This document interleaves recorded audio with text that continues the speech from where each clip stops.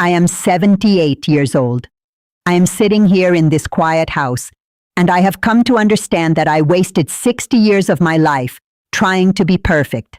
Not perfect for me, perfect for everyone else. And now, the time I traded for that approval has simply gone. I want to talk to you about time, not as a concept but as a substance. When you are young, it feels like air. Invisible, infinite, it surrounds you. You breathe it without thinking. At my age, it feels like water. You can feel it passing, cold and swift, and you can see clearly to the bottom, to every stone you stepped on, every path you chose not to take. For me, it is already too late to change course. But for you, perhaps it is not. It started, as these things often do, with good intentions. I was 18 years old. It was 1963. My mother sat me down at the kitchen table, the cool formica under my wrists. She said to me, "The world is hard on women. The only way to get ahead is to be impeccable, irreproachable. Be the woman they cannot criticize." She said it like armor. I took it as the blueprint for my entire life, a sacred writing. I followed it to the letter. I married Robert in 1966. He was a good man, a decent man, ambitious, serious, from a good family. I dedicated myself to becoming the perfect wife. It was a project I approached with total dedication. Our house was always ready for visitors, not just clean but tidy. A fruit bowl placed just so. Magazines fanned out on the coffee table. Dinner was on the table at exactly 6:15, meat and potatoes, a decent salad with the dressing on the side. His shirts, they were pressed with a sharp crease in the sleeve. I learned to laugh at their jokes, even the ones I didn't find funny, with a light and tinkling laugh that I practiced. I learned to lower my voice to a whisper during their important calls, to become just another piece of furniture. I kept my opinions about politics, money, or anything important to myself. It felt like competition. It felt like love.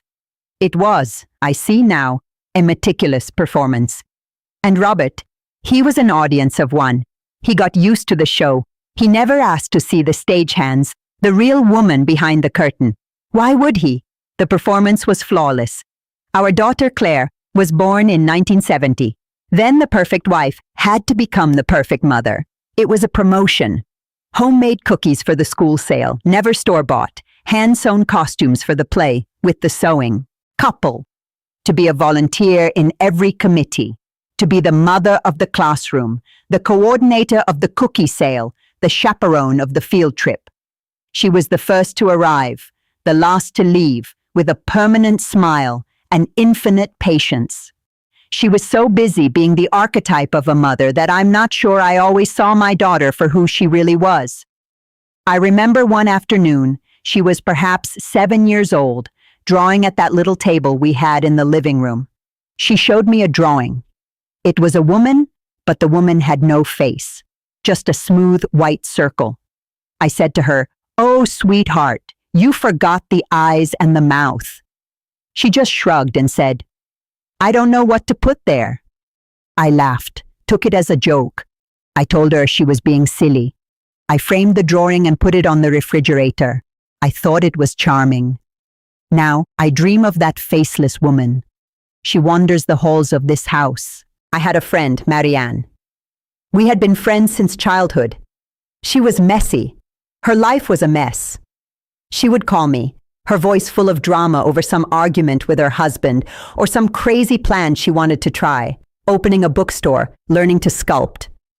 I would listen to her, but mentally I was going over the grocery list or noticing a speck of dust on the windowsill. I was always polite, but I kept her at a distance. Her chaos was a threat to my perfect order. The raw emotion, the unpredictability, scared me. Invitations for coffee, for a walk, became less frequent. She stopped sharing deep things. One day I realized I hadn't spoken to her in a year. I thought, I'll call her next week when things calm down. Things never calmed down. That was the point of life, and I missed it. She died of a sudden stroke in 1998. I went to the funeral.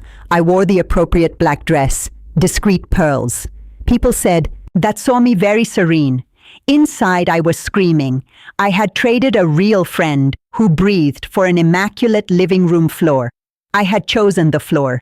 I remember standing by her grave, the wind tugging at my skirt, and feeling the deepest loneliness, because she was one of the last people who might have remembered the girl I was before I decided to be perfect. That's how it happens.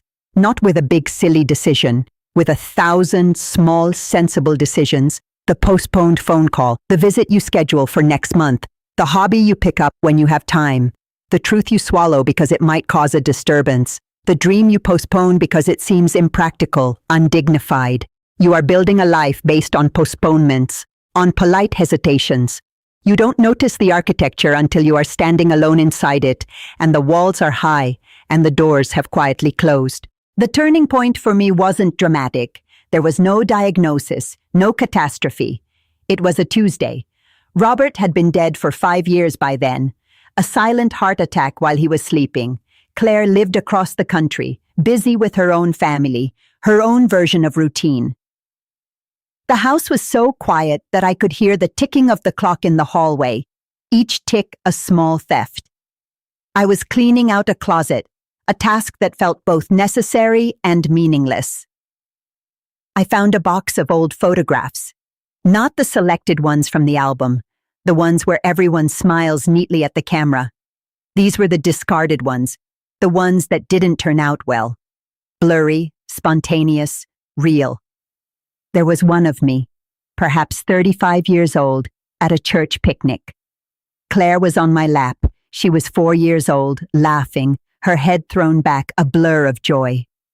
Robert was slightly out of focus in the background, flipping a burger, looking young. And I was looking at the camera, but my smile, it wasn't a smile. It was a tense, practiced line. My eyes were looking just beyond the lens, worried. Had I taken out the potato salad? Had I brought enough napkins? Was Claire's dress getting stained with the grass? Was Robert's shirt too casual? I was physically present, but miles away. I was managing the event, not living the moment. In that photograph, I saw a stranger, a capable, anxious, empty woman, playing a role I no longer remembered choosing. That was the day the last illusion shattered. I realized I had been the stage manager, the director, the set designer, and I could never see the play. I missed the whole show. What cannot be fixed? Time. The conversations that never happened. The I love yous that were replaced by, did you pick up the dry cleaning? The feeling of my daughter's little hand in mine when she confided every secret to me before she learned that I only wanted the happy secrets. The opportunity to truly know my husband, to argue passionately with him and make up fervently, to be silly with him, to be a partner instead of a facilitator. The laughter with Marianne that turned into silence. The person I could have been if I had been brave enough to be imperfect, to be unpleasant, to be real. You can't go back and pick up those moments. They are like leaves that fell years ago, turned into soil. Now they are part of the ground. You can stand on that ground, but you can't have the leaf back in your hand. You can only feel its absence in the texture of the earth. So if you're listening to this, and you're immersed in it, building your career, raising your kids, keeping your house, trying to be good, trying to be right, trying to be what everyone needs you to be, let me tell you what I wish I had known. Stop trying to be the perfect woman or the perfect man. There is no such thing. It's a ghost, a mirage. And chasing it will turn you into a ghost in your own life. Leave the dishes in the sink. The world will not end. Go sit with your person on the porch. Watch the light change. Say what's in your heart, even if your voice shakes. Be late sometimes. Be messy sometimes. Disappoint people. It's okay. The people who matter will stay. Those who only wanted the function will leave, and that's a gift. Ask real questions. Not, how was your day, but, what made you feel alive today? Or, what's a fear you've never told anyone? Or, what do you dream about when, are you alone? Listen to the answer. Don't just wait your turn to speak. Listen with your whole face. Touch people. Touch them for real. Hold hands. Put your hand on a friend's shoulder while they talk. Hug for longer than is comfortable until you both relax into the hug. We are animals. We wither without contact. It's been years since I've had a real hug. Don't let that happen to you. And for God's sake, be kind to yourself. Talk to yourself like you would talk to that girl you once were, the one with scraped knees and big dreams. She's still in there. She doesn't need a perfect report card. She needs to know she is loved, fiercely and completely, especially when she fails, especially when she is a mess. Success is not a title, nor a bank balance, nor a house that looks like it's out of a magazine. It is waking up at 78 and recognizing the face in the mirror and that you like. It is having a handful of people who know your flaws, your history, your silly nicknames, the foolishness you did in 1978, and still love you. It is having some memories so vivid and true that you can close your eyes and be back inside them, feel the sun, hear the laughter, taste the strawberry. That is the only wealth that lasts. That is the only thing you take with you. Now I am old. My body is slow, a common complaint.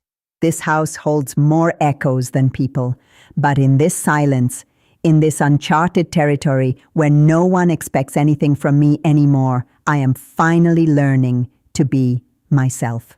It is a bittersweet victory. I like the woman I am becoming. She is interesting. She has a bit of bitterness. She says no. She reads trashy novels. Sometimes she eats ice cream for breakfast. Finally, she is real. I just wish I had met her 40, 50 years earlier. We could have had so many adventures. Don't wait as long as I did. The clock in the hallway ticks. It's not counting down to some future achievement, some goal of perfection. It's counting the beats of your one, precious, and imperfect life. Don't spend it building a beautiful and silent museum for a ghost. Live in your messy, beautiful, and real home. Make noise. Make mistakes. Leave the dishes. Today. Start today.